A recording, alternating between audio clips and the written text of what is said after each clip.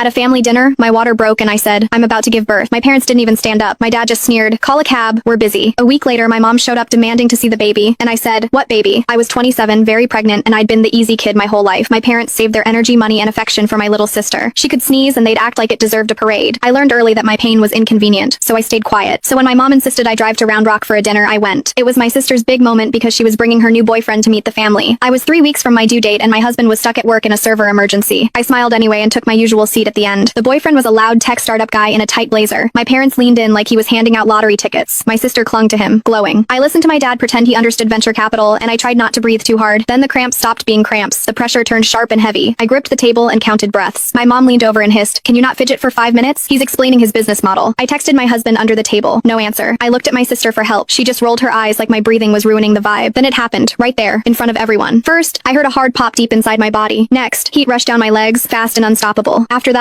the chair cushion darkened under my dress. Then my stomach cinched tight, like a steel belt. Again, the pain surged and stole the air from me. I shoved my chair back, and the legs screeched loud. My mom snapped, you're scratching the hardwood floor. I said, my water broke. I need the hospital now. My dad sighed, like I'd asked him to mow lawns. My sister scoffed, you always need attention, Penny. Then my dad lifted his wine and said, call a cab, we're busy. I walked out. I waited 3 seconds for the door to fly open. It didn't. I drove myself to Dell Medical in full labor, white-knuckling I-35 and counting breaths so I wouldn't pass out. Traffic was a wall of red taillights, and every bump hurt. I called my best friend, and she went instantly feral. They did what? She yelled. She met me at the ER entrance and got my husband yanked out of work. He arrived sweaty and terrified, grabbed